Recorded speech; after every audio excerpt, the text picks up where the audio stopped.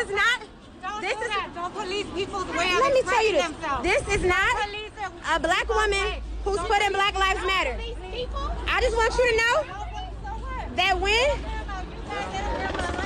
right, but y'all doing that for us, and we ain't asked you to do that. Listen, don't spray stuff on here when they gonna blame black people for this, and black people didn't do it. There's a black person. But We did. if we wanted you to do it, we would have asked. They not gonna show y'all faces when they see that on their building. They gonna blame that on us. Y'all are part of the problem. What's going on, guys? And I just wanted to get this one out quick to you guys. I'm watching everything you're watching. I'm making recordings of everything, and we're going to go through it in large amounts in the next coming days. That aside, I wanted to cover this now. We're in a moment right now where Antifa is being called out for exactly what they've always done to all protest movements. And in this cognitive dissonance that the left is going through right now, where you have Black Lives Matter realizing that Antifa is not somebody that they want to be associated with. They don't want the help of Antifa, and they haven't quite figured it out yet. And in the meantime, what they want to do is say that these are white nationalists, that they're right-wingers. I've even seen the Q community come into it, which is absolutely untrue. Absolutely untrue. And just as I'm starting to see this narrative build, oh, it's not Antifa, it's white nationalists, I see this. Just confirmed, Denver police seized these guns and tactical gear from two men who showed up to the protest on Friday. One of them, Chevy McGee, tells me he didn't break any laws. McGee is part of the, quote, Boogaloo movement. Well, isn't that interesting? And you see these pictures of Chevy McGee. So Colorado Polls is the place I found that summed this up as best as I could get it summed up, because all this took place on Facebook.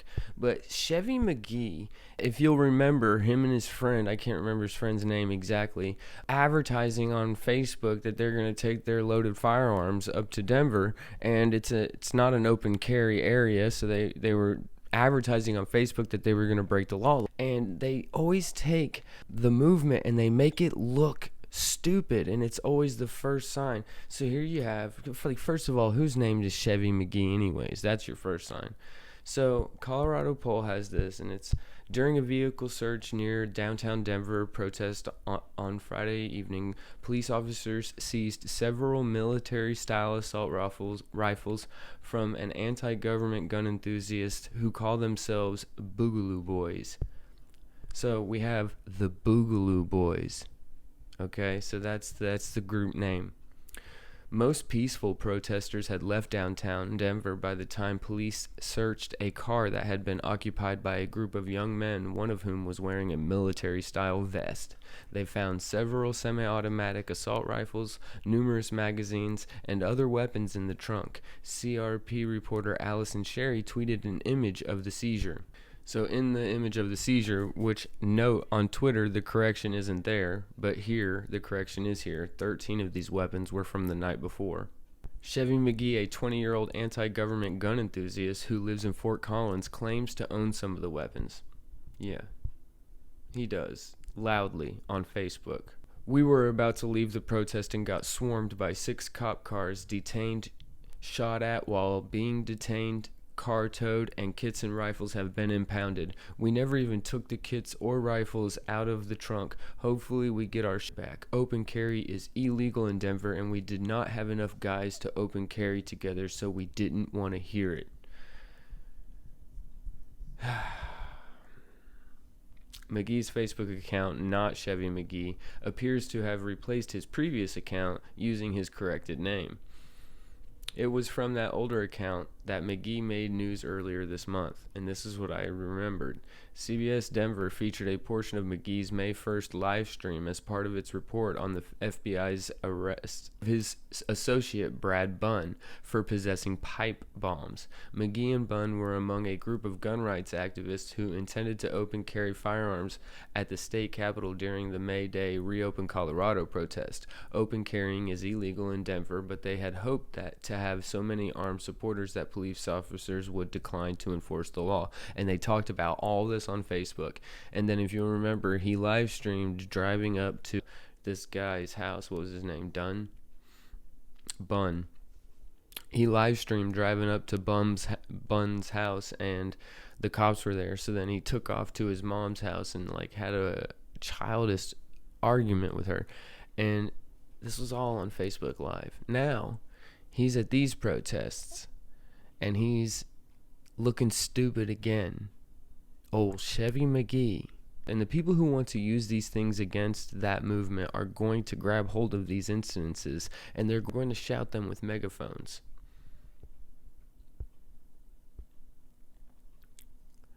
Here he is, and he's aligning himself with Black Lives Matter.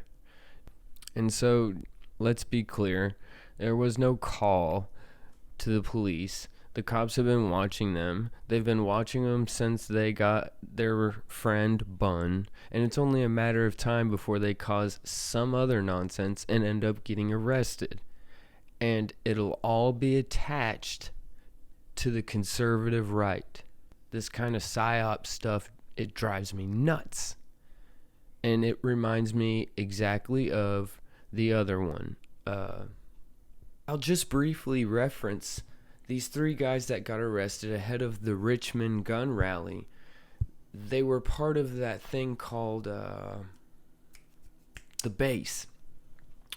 And if you'll remember, the same thing happened. Before the rally, they had already inserted an informant into the group, and they used that informant to hit these guys before the rally. The rally was then no longer about the protest itself, but it was about these guys. And the reason why you had an informant who'd been riding with these guys all this time, and yet they popped this arrest right before the Virginia rallies, was so that the governor had the excuse to lock down the capital of Virginia.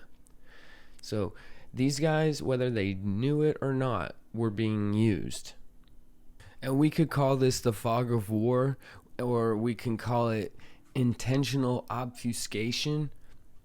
But there is a flood of false information being hit out onto the airwaves right now.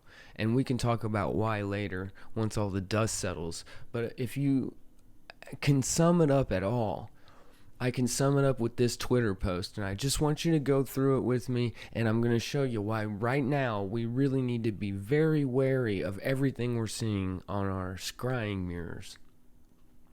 I come to this post and it says, yep, it's a setup. And I see this video and look at this. What possible reason would they have for putting those there?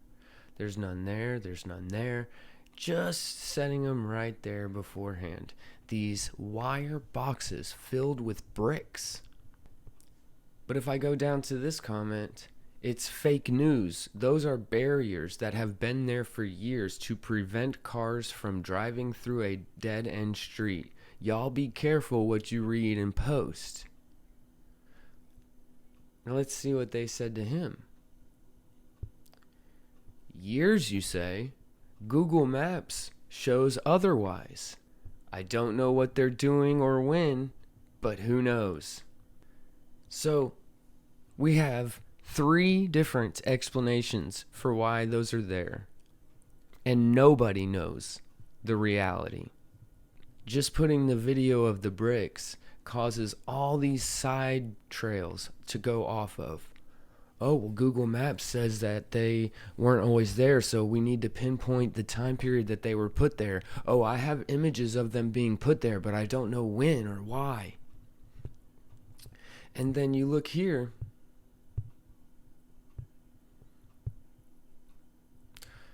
What to do with the bricks? Set them up as barricades the way Hong Kong did, so cop cars will have a hard time maneuvering towards the people and running them over. and it shows you what they do with these bricks in Hong Kong. Is that why they're placed there? I don't know. The reality is no one knows. And that's just one little tiny topic. Until this dust settles, use your discernment. Pay attention. We know, the people who listen to my channel know what's going on here.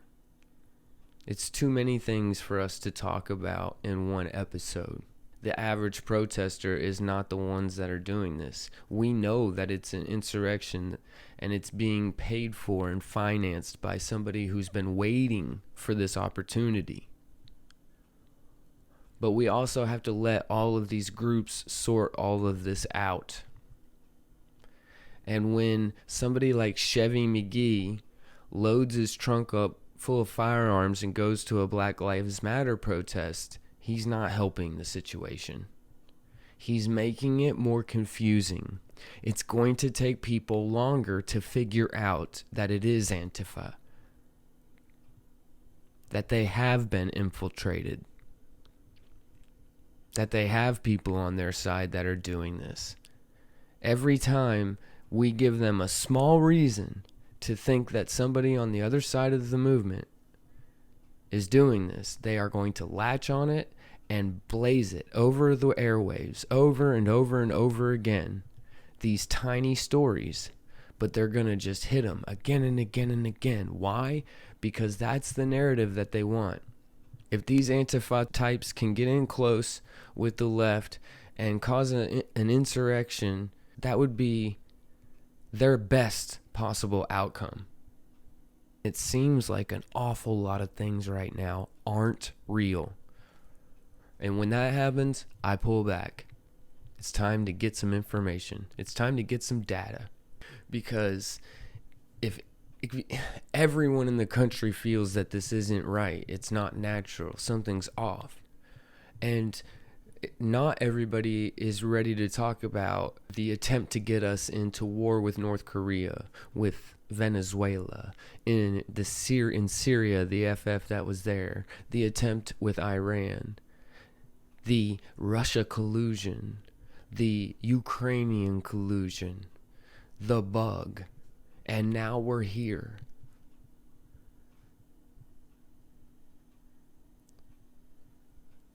Not everybody is willing to look at that yet.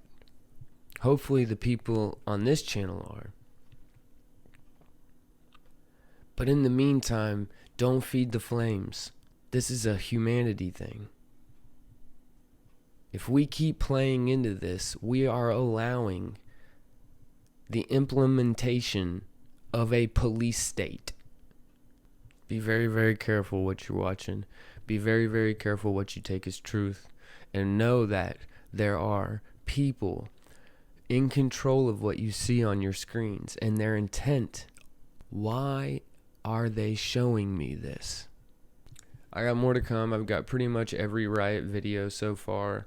I'm going to put them all together. We're going to go through them. Some of them absolute truth, some of them not so much. Be careful about what information you take in, and always, always, always wonder to yourself, why is this person presenting this information to me? Is it with an honest heart, or is it with some intent? Alright guys, like, share, sub. Stay safe out there. I'm out.